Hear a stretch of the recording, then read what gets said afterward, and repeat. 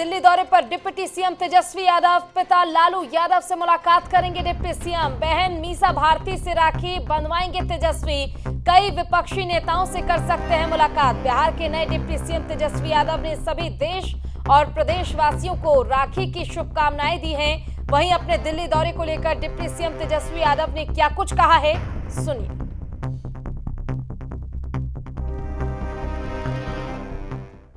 कई लोगों से फोन पे बात हुई है। कई लोगों ने अरविंद केजरीवाल से भी बात हुई है, उनसे भी उन्होंने भी बधाई दी है। और बाकी सब लोग तो ट्विटर से लेकर के फोन पे सब लोगों से संपर्क रही है। उन्होंने भी न्योता दिया है कि आके मिले, लेकिन अभी देखते हैं। बाकी 6 बहनें दिल्ली में रहती हैं और जो मुहूर्त है वो सुबह तक का ही है। अभी जो टाइम है रात में ही है, तो रात में ही जाके राखी बंधवाएंगे। और जो भी बात आशीर्वाद के साथ साथ राष्ट्रीय अध्यक्ष जी से जो मंत्रिमंडल के विस्तार को लेकर के जो बातें होंगी।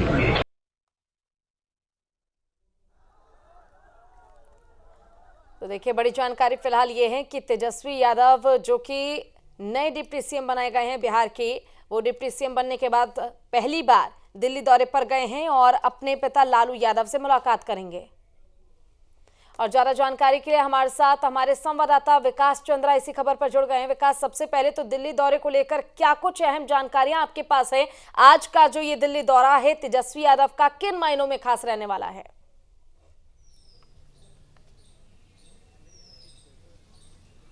देखिए, तेजस्वी यादव का दिल्ली दौरा काफ़ी महत्वपूर्ण है। वो रात ही पहुंचे और उस रात ही अपने पिता लालू यादव से उन्होंने मुलाकात की और अपनी बहन से उन्होंने राखी भी बंधवाए। और कल क्या उनके अपने पिता और जो आरजेडी के राष्ट्रीय अध्यक्ष लालू यादव से बात हुई, इसका खुलासा तेजस्वी की तरफ से अभी तक नहीं किया गया है। और आज फिर उनकी मुलाकात लालू यादव से होगी, जो राष्ट्रीय अध्यक्ष हैं। तो इसमें अब सरकार के गठन के बाद से मंत्रिमंडल का स्वरूप क्या है, क्या हो, आरजेडी की तरफ से किन लोगों को शामिल किया जाए, क्या पोर्टफोलियो होने चाहिए, सरकार का जो मंत्रिमंडल का विस्तार है वो किस तरीके से होना चाहिए, अपने पिता और राष्ट्रीय अध्यक्ष से तेजस्वी यादव राय मशविरा करने के लिए दिल्ली पहुंचे हैं। साथ ही वो सोनिया गांधी से भी वो मुलाकात करेंगे। आज शाम 5:30 बजे का वक्त तय हुआ है जब तेजस्वी यादव 10 जनपद जाकर सोनिया गांधी से मुलाकात करेंगे। देखिए, तेजस्वी यादव इस कोशिश में है कि अगर महागठबंधन की सरकार बनी है और उसकी आयु लंबी हो, तो उसके लिए उन्हें सभी सहयोगी दलों को संतुष्ट करके और उसके राय को लेकर चलना है। और इसी के तहत वो दिल्ली आए हैं और सोनिया गांधी से मिलेंगे, क्योंकि कांग्रेस की तरफ से भी मंत्री बनाए जाने हैं। तो एक सरकार का स्वरूप क्या हो, कॉमन मिनिमम प्रोग्राम क्या हो, किन मुद्दों और एजेंडों पर आगे बढ़ा जाए, किसको क्या कौन सा पोर्टफोलियो चाहिए, इसमें कहीं कोई विवाद ना हो, तू मैं ना हो, इसका ख्याल भी तेजस्वी यादव रख रहे हैं। तो इस सिलसिले में उनका दिल्ली आना काफी महत्वपूर्ण माना जा रहा है। लालू यादव से मिलना, फिर सोनिया गांधी से उनका मिलना, सरकार के आगे के कामकाज को लेकर के और एजेंडे को लेकर और मंत्रिमंडल के विस्तार को लेकर के काफी महत्वपूर्ण है। जी बिल्कुल, ऐसे में विकास आपसे ये भी जानना चाहेंगे, देखिए 19 विधायक हैं कांग्रेस के, अगर महागठबंधन की हम बात करते हैं, और अगर महागठबंधन की बात की जाए तो कई ऐसे विभाग हैं जो काफी महत्वपूर्ण हैं और कई ऐसे चेहरे हैं जिनको लेकर चर्चाएं तेज हैं। तो क्या इसको लेकर भी कोई जानकारी आपके पास कि अगर आज सोनिया गांधी से मुलाकात होती है तो आखिर किन नामों पर मोहर लग सकती है?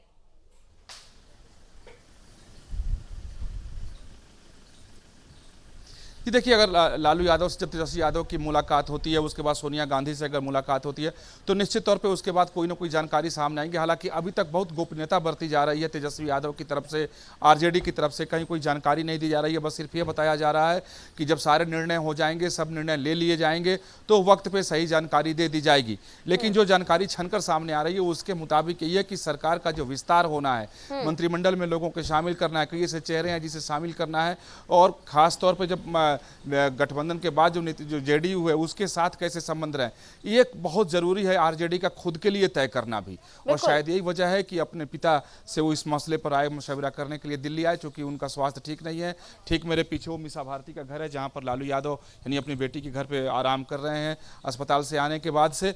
और उसके बाद सोनिया गांधी से मिलना भी काफी महत्वपूर्ण है, चूंकि सरकार के गठन में कांग्रेस की भी भूमिका बहुत रही है। तो ऐसे में ऐसे चेहरों पर दाव लगाई जाए जो आगे चल करके गठबंधन के लिए और आगे के होने वाले जब चुनावों के मौसम आएंगे तो उस समय उसका फायदा हो, कोई नुकसान ना हो। तो तमाम सारी राजनीतिक पेच हैं जिसपे तेजस्वी यादव को अपने पिता से भी राय लेनी है और कांग्रेस अध्यक्ष सोनिया गांधी से भी बात करनी है। बिल्कुल बिल्कुल विकास, देखिए जिस तरह से खुद तेजस्वी यादव ने जिक्र किया, उन्होंने कहा है कि ट्विटर के माध्यम से या फिर फोन कॉल पर भी लगातार उनका संपर्क कई ऐसे मंत्री हैं जिनसे लगातार बना हुआ है। और इस दौरान उन्होंने जिक्र किया है सीएम अरविंद केजरीवाल का, जो कि दिल्ली के मुख्यमंत्री हैं। तो लाजमी सी बात है, कहीं ना कहीं जो विजन है 2024 का और साथ ही 2025 की जो प्लानिंग है, देखिए 2025 को तो साधना ही है, लेकिन उससे पहले कहीं ना कहीं राष्ट्रीय राजनीति में भी नीतीश कुमार को एक स्तर पर पहुंचाना, ये भी बड़ी प्राथमिकता अब तेजस्वी यादव की हो गई है। तो कहा यह भी जा रहा है कि कहीं ना कहीं मुख्य विपक्षी दल जितने भी हैं बीजेपी के खिलाफ, उनके साथ भी तेजस्वी यादव एक संपर्क साधने की कोशिश कर रहे हैं।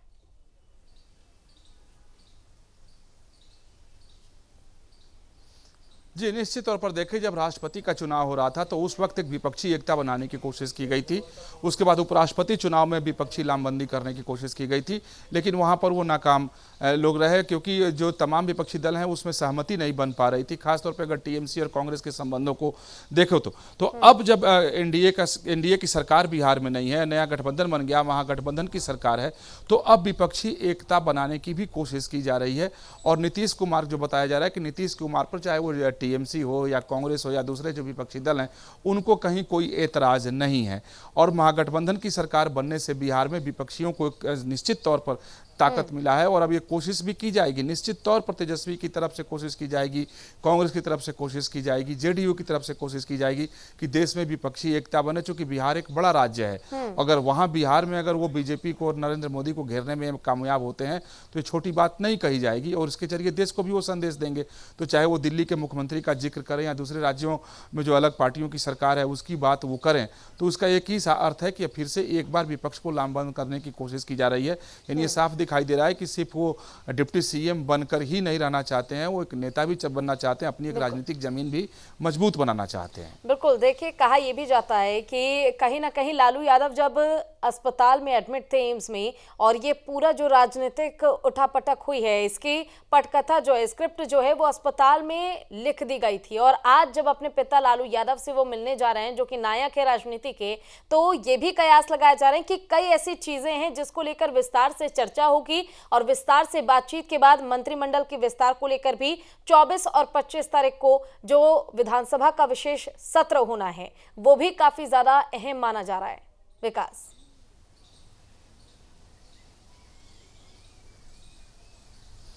जी, निश्चित तौर पर देखें कि आप देखें कि पूरे इस राजनीतिक घटनाक्रम में इतनी बड़ी राजनीतिक घटना बिहार में हो गई, एनडीए की सरकार टूट गई, नीतीश कुमार महागठबंधन में शामिल हो गए, सरकार का गठन हो गया, मंत्रिमंडल का आगे विस्तार होगा, और लालू यादव बिल्कुल चुप हैं। लालू यादव ने अभी तक कोई बयान नहीं दिए, न लिखित बयान उनका आया है, न मीडिया से उन्होंने बात की है। इसके पीछे कई वजह है, हालांकि उनकी तबीयत भी ठीक नहीं है और एम्स से आने के बाद से वो लगातार विश्राम कर रहे हैं, लेकिन आने जाने वाले लोगों से उनकी मुलाकात हो रही है, उन लोगों से बात कर रहे हैं।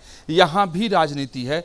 फिलहाल जो राजनीति दिखाई दे रही है कि तेजस्वी यादव या आरजेडी ये नहीं चाहती है कि इस पूरे प्रकरण में अभी लालू यादव मीडिया के सामने आए और वो बोले, क्योंकि जैसे ही लालू यादव आएंगे मीडिया के आगे और कुछ भी बोलेंगे तो तुरंत बीजेपी की तरफ से उसी जंगल राज के मुद्दे को उठा दिया जाएगा और लोगों को कहा जाएगा कि देखिए फिर से लालू यादव का राज आ गया है और आप लोग अब सुरक्षित नहीं है। तो शायद इस चीज को भांपते हुए लालू यादव ने भी दूरी बना ली है और आरजेडी भी उनको सामने लेकर नहीं आ रही है। लेकिन तेजस्वी यादव का पटना से दिल्ली आना, अपने पिता और पार्टी के राष्ट्रीय अध्यक्ष लालू यादव से मिलना, निश्चित तौर पर आगे का मार्गदर्शन लेने, आगे की रणनीति क्या हो, किन लोगों को मंत्रिमंडल में शामिल किया जाए, किसे कितनी अहमियत दी जाए, किसे कौन सा पोर्टफोलियो दिया जाए, कांग्रेस के साथ उनके संबंध कैसे हों, नीतीश कुमार से किस हद तक राजनीतिक संबंध में वो आगे जाएं, क्योंकि निश्चित तौर पर तेजस्वी से कई गुना ज्यादा लालू यादव अनुभवी हैं और लालू यादव अनुभवी ही नहीं है, बिहार की राजनीति के सबसे मजे हुए खिलाड़ी हैं। आप देखें, जब तक लालू यादव जेल में थे तब तक बिहार की राजनीति पर कोई विशेष असर नहीं हो रहा था। लालू यादव जेल से बाहर आए, बीमार पड़ गए, एम्स से वो घर आए और घर आने के साथ ही बिहार में सरकार बदल गई। तो इसके पूरे के पीछे लालू यादव को ही माना जा रहा है कि लालू यादव की ही राजनीति है कि आज बिहार में महागठबंधन की सरकार है। तो ऐसे में तेजस्वी यादव बिना लालू यादव के मशवरे के आगे नहीं बढ़ सकते हैं, क्योंकि आज भी जो लालू यादव की राजनीति है वो लालू यादव की राजनीति, तेजस्वी यादव की राजनीति अभी नहीं बनी हुई है, अपने पिता और राष्ट्रीय अध्यक्ष की राजनीति पर ही वो आगे बढ़ रहे हैं। तो ऐसे में उसके बिना मार्गदर्शन के वो आगे नहीं बढ़ सकते हैं। और निश्चित तौर पर सोनिया गांधी से मिलना एक दिखा रहा है कि तेजस्वी यादव चाह रहे हैं कि वहां पार्टियों ने जो एक साथ मिलकर के महागठबंधन की सरकार बनाई है तो सबों में तालमेल रहे, कहीं किसी मसले पर कोई विवाद सामने न आए, एक कॉमन मिनिमम प्रोग्राम के तहत वहां पर सरकार चले, सभी पार्टियां संतुष्ट रहें, ताकि 2024 हो या फिर 2025 का चुनाव हो उसमें ताकत के साथ मैदान में उतरा जा सके। निश्चित तौर पर 2024 एक बड़ी चुनौती होगी और 2025 उससे भी बड़ी चुनौती होगी इस महागठबंधन की सरकार के लिए। हालांकि अगर आज जातिगत समीकरण, राजनीतिक समीकरण की बात की जाए तो बीजेपी कमजोर नजर आ रही है, क्योंकि कोई जातीय समीकरण उसके साथ अभी नहीं है। हाँ, एलजेपी हो और जो है, और अगर चिराग पासवान को भी उनके साथ समेट लिया जाए तो यह माना जा सकता है कि 6% वोट और पासवान जाति का समर्थन बीजेपी को मिल सकता है, तो जो बहुत ज्यादा कल्याण भी है बीजेपी का उससे होने वाला नहीं है। तो हालांकि आगे की राजनीति किस का क्या होगा, ऊंट किस करवट बैठेगा, ये तो नहीं कहा जा सकता, लेकिन फिलहाल महागठबंधन की तरफ से यही कोशिश है कि वो लोग मजबूती से एक साथ होकर सरकार चलाएं और आगे बढ़ें, और उस सिलसिले में दिल्ली आना तेजस्वी यादव का काफी महत्वपूर्ण है। बिल्कुल विकास, देखिए जिस तरह से अब ये महागठबंधन जो है, जेडीयू जिस तरह से हाथ थामने के तैयार थी और हाथ भी थाम लिया गया, तेजस्वी यादव ने भी हाथ मिला लिया, और अब ये महागठबंधन और ज्यादा पावरफुल हो गया है, क्योंकि कहा यह जा रहा है कि इस बार का विजन छोटा नहीं है, केवल क्षेत्रीय राजनीति का विजन नहीं है, बल्कि राष्ट्रीय स्तर पर पार्टी को पहुंचाना, राष्ट्रीय स्तर पर अपनी पहचान बनाना, ये विजन है पार्टी का। और ऐसे में अगर हम राष्ट्रीय राजनीति की बात करते हैं, उस दौरान जनता के सामने भी एक बेहतर विकल्प बन पाना, ये सबसे बड़ी चुनौती होगी महागठबंधन के लिए आने वाले समय में, आने वाले चुनाव में।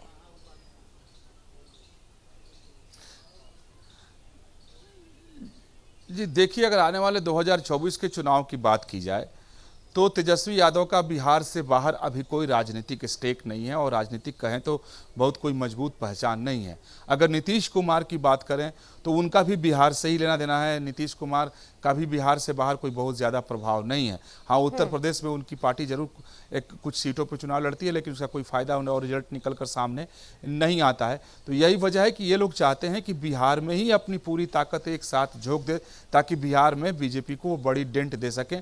अगर बिहार में बीजेपी को, नरेंद्र मोदी को बड़ी डेंट देते हैं तो निश्चित तौर पर एक सफलता ही महागठबंधन के लिए कही जाएगी। और जहाँ तक रहा सवाल नीतीश कुमार का, तो जो सरकार बदली है, तो सरकार बदलने के पीछे जो राजनीतिक गलियारे में चर्चा है उसके पीछे यही कहा जा रहा है कि नीतीश कुमार महज 1 साल के मुख्यमंत्री हैं, और चूंकि उन्हें महागठबंधन का नेता बनना है, यानी आगे 2024 में होने वाले चुनाव के लिए वो विपक्ष के चेहरा बन सकते हैं, प्रधानमंत्री पद के उम्मीदवार हो सकते हैं। तो अगर इस तरह की राजनीति है तो नीतीश कुमार निश्चित तौर पर फिर बिहार से बाहर निकलकर अपनी राजनीति करने की कोशिश करेंगे। लेकिन फिलहाल जो नजर आ रहा है उसके मुताबिक, चाहे वो नीतीश कुमार हो, कांग्रेस हो या आरजेडी तेजस्वी यादव हो, ये लोग बिहार में ही फिलहाल अपने को मजबूत बना करके और एक मजबूत विकल्प के तौर पर अपने को साबित करना चाहते हैं। जी विकास, क्या मुलाकात हो गई है दोनों पिता पुत्र की? क्या तेजस्वी यादव ने मुलाकात कर ली है लालू यादव से? इसको लेकर कोई अपडेट? देखिए, कल रात में ही तेजस्वी यादव की मुलाकात लालू यादव से हुई है। मीसा भारती से उन्होंने राखी भी बंधवाया, और लगभग 11 बजे वो रात को पहुंचे थे और यहाँ बड़ी देर तक वो बैठे रहे। अपने पिता के साथ उनकी बातचीत भी होती रही, पूरे राजनीतिक हालात से उन्होंने अवगत भी कराया, और कल भी उनकी बात हुई थी। फिर वहाँ से यहाँ से वो निकल गए। हालांकि जब भी तेजस्वी यादव दिल्ली आते हैं तो कभी वो बिहार निवास में नहीं रुकते हैं, वो किसी निजी स्थान पर जाकर ही रुकते हैं, और अभी निजी स्थान पर ही वो रुके हुए हैं। बताया ही जा रहा है कि दोपहर बाद तक फिर वो अपने पिता लालू यादव से मिलने के लिए पंडारा पार्क, जो उनके मीसा भारती का सरकारी आवास है, वहां पर वो पहुंचेंगे, और यहां अपने पिता के साथ बैठक करने के बाद ही यहीं से निकलकर वो सोनिया गांधी से मिलने के लिए 10 जनपद जाएंगे। तो एक दौर की मुलाकात तेजस्वी यादव की लालू यादव से हो चुकी है, दूसरे दौर की मुलाकात हो रही है। जिस मुलाकात में बताया जा रहा है कि सरकार के कार्यक्रमों को लेकर के और जो मंत्रिमंडल का विस्तार होना है, पोर्टफोलियो के बंटवारे होने हैं, उसको लेकर के लालू यादव से उनकी चर्चा होगी। विकास, देखिए जब ये ताना बाना बना जा रहा था बिहार की राजनीति का, तब गृह मंत्रालय को लेकर भी काफी ज्यादा चर्चाएं की जा रही थी कि तेजस्वी यादव को गृह मंत्रालय दिया जाएगा। लेकिन ऐसे में आज जो उनका बयान सामने आया, जो उन्होंने अपने बयान में कहा, उन्होंने कहा है कि कौन सा मंत्रालय किसको सौंपना है, कौन से विभाग की जिम्मेदारी किसको देनी है, ये सब कुछ तय हो चुका है। केवल ऐलान होना बाकी है, और ऐलान सीएम नीतीश कुमार करेंगे, और उनका ही आखिरी फैसला होगा पार्टी को लेकर कि आखिर विस्तार कैसे करना है।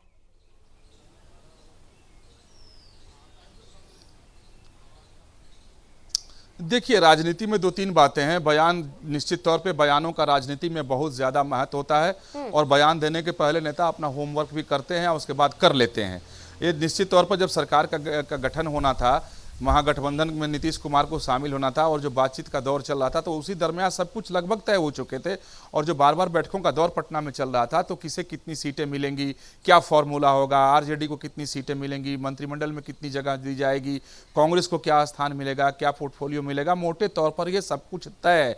उसके बावजूद एक अंतिम कह सकते हैं राय और मुशावरा करने के लिए, विचार विमर्श करने के लिए वो लालू यादव के पास आए हैं, सोनिया गांधी के पास जाएंगे और उसके बाद पोर्टफोलियो किसको कौन सा मिलेगा ये मुख्यमंत्री का ही अधिकार होता है। तो सवाल भी आपसे करना चाहूंगी। देखिए, तेजस्वी यादव को तो डिप्टी सीएम बना दिया गया, लेकिन अब तेज प्रताप यादव को आखिर कौन सी जिम्मेदारी दी जाएगी? कम शब्दों में जवाब चाहूंगी आपसे, क्योंकि समय काफी कम है हमारे पास।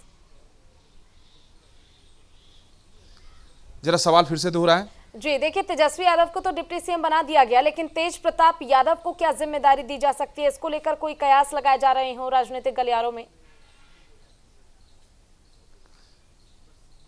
जी जी जी जी जी जी जी बिल्कुल, बहुत ही महत्वपूर्ण बात है, क्योंकि तेज प्रताप यादव की अगर बात की जाए, और मेरा मानना यही है, हालांकि इस मामले में अभी तक यादव परिवार की तरफ से कोई जानकारी नहीं दी गई है और नीतीश कुमार की तरफ से भी कोई जानकारी नहीं दी गई है कि तेजस्वी को तो उप मुख्यमंत्री बना दिया गया, तेज प्रताप यादव का क्या होगा। तो निश्चित तौर पर अपने पिता और पार्टी के राष्ट्रीय अध्यक्ष लालू यादव से जब उनकी मुलाकात होगी, बैठक होगी, तो उसमें उस मसले पर जरूर बात होगी कि उन्हें क्या स्थान दिया जाए, क्या सरकार में शामिल किया जाए, और शामिल किया जाएगा तो क्या पिछली बार जो उन्हें पोर्टफोलियो दिया गया था, स्वास्थ्य मंत्रालय उनके पास था, क्या स्वास्थ्य विभाग ही उनको दिया जाए? तो ये बातें अभी तय होनी है और मुझे लगता है और स्पष्ट नहीं है कि आखिर तेज प्रताप यादव को जिम्मेदारी क्या सौंपी जाएगी।